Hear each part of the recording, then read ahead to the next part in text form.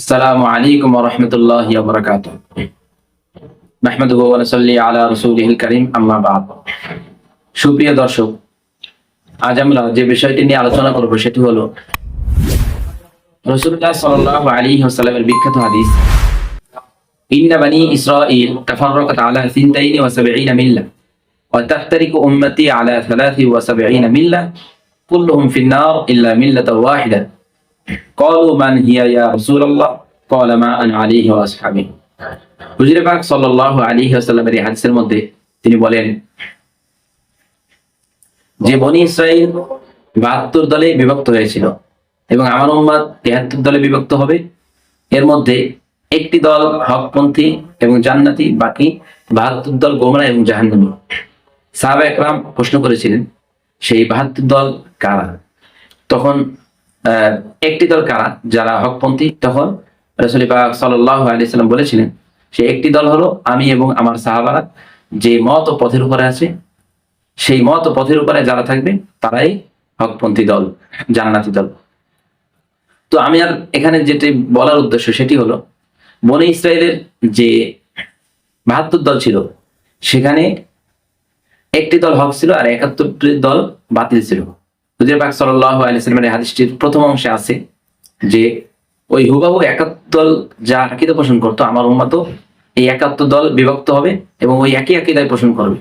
তো আরেকটি দল যে বাড়বে আমার উম্মতের মধ্যে, সেটি হলো একটি ভ্রান্ত দল বাড়বে, আর সঠিক দল যেটা সেটা থাকবে। তো এই ভ্রান্ত দলটি কার? বিভিন্ন জন বিভিন্ন ব্যাখ্যা করেছেন।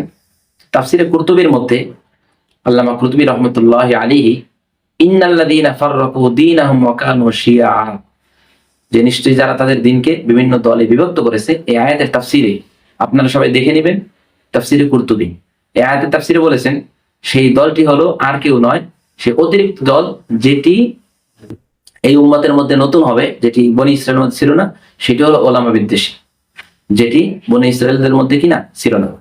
তো আমরা সরাসরি বলবো না, কিন্তু তাফসির থেকে আমরা কি বুঝছি যে সাতপন্থীরা যারা এখন আবিষ্কৃত হয়েছে তারা কিন্তু প্রচন্ড রকমের ওলামা বিদ্বেষী এবং তাদের মূল শত্রুই ওলামা একরাম। বিভিন্নভাবে তারা ওলামা একরামকে ঘায়েল করার জন্য চেষ্টা করছেন, ওলামাদেরকে মানুষের কাছে খারাপ ভাবে পেশ করার জন্য অনেক চেষ্টা সাধনা করছেন। তো এই আয়াত অনুযায়ী কিন্তু, এই আয়াতের তাফসীর অনুযায়ী কিন্তু এটাই বোঝা যায় সেই 72 দলের যে একটি অতিরিক্ত দল বাড়বে, ভ্রান্ত দল, সেটা কিন্তু সাতপন্থীরা তার মধ্যে অন্তর্ভুক্ত হয়ে যায়। আমরা বলছি না তারা একমাত্র তারাই, আরো যারা সালাফিদের মধ্যে থেকে যারা ফুকাহাদের দোষ চর্চা করেন এবং মাযহাব মানেন না, হানাফিদের বড় বড় ফুকাহা একরামকে মানেন না, শাওয়াফিদের ফুকাহা একরামকে মানেন না, তারাও এই দলের অন্তর্ভুক্ত।